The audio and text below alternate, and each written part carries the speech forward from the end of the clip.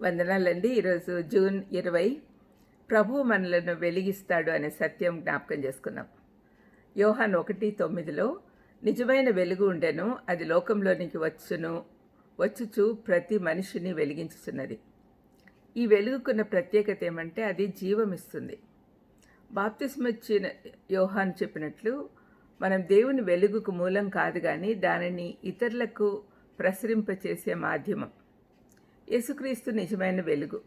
దేవుని యొద్దకు మార్గం చూపుటకు ఆయన సహాయపడుతూ ఆ మార్గంలో ఏ విధంగా నడవాలో చూపుతాడు. అయితే విశ్వసించని లోకంలో తన వెలుగును ప్రసరింపచేయుటకు యేసుక్రీస్తు తన శిష్యుల్ని ఎన్నుకొన్నాడు. మనమందరం కూడా ఆయన శిష్యులమే కదా. తానే నేరుగా వారికి వెలుగు ఇవ్వాలంటే వారు ఆ తీవ్రత భరించలేరేమోనని అయి ఉండొచ్చు. మనం ఎప్పుడైనా నిజమైన వెలుగునొద్దకు ప్రజలను నడిపించాలి కానీ మనమే ఆ వెలుగు అని చెప్పకూడదు. ఈనాడు కొంతమంది పాస్టర్లు కానీ కొంతమంది ప్రీచర్లు కానీ వాళ్ళే వెలుగై ఉన్నట్లుగా చెప్తూ ఉంటారు. 1 యోహాను 1:5 ప్రకారం దేవుడు వెలుగై ఉన్నాడు, ఆయనలో చీకటి ఎంత మాత్రము లేదు. ఆయన లోకమునకు వెలుగు అని యోహాను 8:12లో చెప్పబడి ఉంది. ఆయనే స్వయంగా చెప్పాడు. క్రీస్తు ఈ లోకానికి రావడంలోని ఒక కారణము తనను అంగీకరించిన వారినందరినీ వెలిగించడమే. యేసుక్రీస్తు జీవాన్ని సృష్టించాడు. ఆయన జీవము మానవాళికి వెలుగునిస్తుంది. ఆయన వెలుగులో మనం ఏమై ఉన్నామో మనం తెలుసుకోగలం. మనందరికీ రక్షకుడి అవసరం ఉంది, ఎందుకంటే మనమంతా పాపులం. నిజమైన వెలుగై ఉన్న యేసయ్యను అనుసరిస్తే గుడ్డిగా నడుస్తూ పాపంలో పడుటను నిరోధించగలము.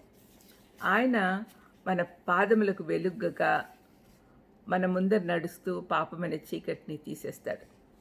మంచివి, పవిత్రమైనవి, నిజమైనవి, నమ్మకమైనవి, సరైనవి అన్నీ వెలుగుకు సూచనలుగా ఉన్నాయి. ఏదైతే పాపము, చెడుతో నిండి ఉన్నావో అవి చీకటికి సాదృశ్యాలు.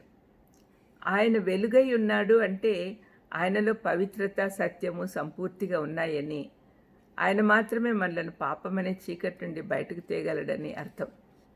మన జీవితంలో ఆయన ఉంటే జీవిత విధానమే మారిపోతుంది. మనం ఏ విధాలుగా ఏ పరిధుల్లో మారుతామో చూస్తాం. ఆత్మీయ జీవితం మొదటిది.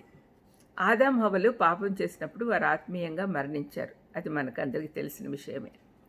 మానవాళికి సంక్రమించినందున ఆ పాపమంతా మనకొచ్చినందువల్ల అందరూ పాపులుగానే జన్మించారు. ఆత్మీయంగా మరణావస్థలో, ఆత్మీయంగా గుడ్డివారిగాను, చీకట్లోనూ జీవిస్తూ ఉన్నాం. యేసును అంగీకరిస్తే పరిస్థితులన్నీ మారిపోయి నూతన సృష్టిగా గావించబడతాం. రెండవది నైతిక జీవితం. ఒక వ్యక్తి జీవితంలోకి క్రీస్తు వస్తే అతని విలువలు, ప్రాధాన్యతలు మారిపోతాయి. నైతికంగా వెలిగించబడి ఏది మంచిదో, ఏది సత్యమో, ఏది నీతియుక్తమైనదో వివేచించుటకు సామర్థ్యం వస్తుంది. నైతిక జీవితం మారిపోతుంది. మూడవది భావోద్రేకాలు.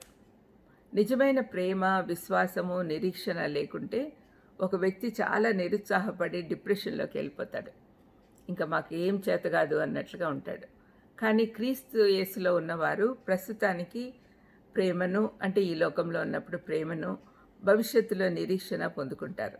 వెలిగించబడిన హృదయము ఉత్తేజపరచబడుతుంది. ఆలోచన విధానం కూడా మారిపోతుంది. నాలుగవది సామాజిక జీవితం. నూతన సృష్టి గావించబడిన వ్యక్తి జీవితము సంపూర్ణంగా మారిపోతుంది. కంప్లీట్ ట్రాన్స్ఫర్మేషన్, అది అందరూ గమనించేదిగా ఉంటుంది. ఐదవది భవిష్యత్తు ఎక్కడ ఉంటుంది? వెలిగించబడిన వారి భవిష్యత్తు నిత్య జీవంలో ఉంటుంది. నిత్యత్వంలో అన్ని శ్రేష్టమైనవే ఉంటాయి. దేవుని సన్నిధి అనుభవిస్తాము. అంతేగాక నిత్యత్వానికి అంతం లేదు. అంటే క్వాలిటీ, క్వాంటిటీ అన్నీ కూడా బాగుంటాయి అన్నమాట. అందుకనే దేవుడి చేత వెలిగించబడాలి. ప్రార్థన చేసుకుందాం. దయమైడా యేసునాయనా, మీరే మాకు వెలుగు, మీరే మమ్మల్ని వెలిగించాలి అనే సత్యము తెలుసుకున్నాం తండ్రి. మీ ద్వారా వెలిగించబడిన వారి జీవితం ఎలాగుంటుందో కూడా మేము తెలుసుకున్నాం. ఆ విధంగా మేము ఉండేటట్టు చేయమని యేసుక్రీస్తు నామమున వేడుకొంచున్నాను తండ్రి. ఆమేన్. God bless you.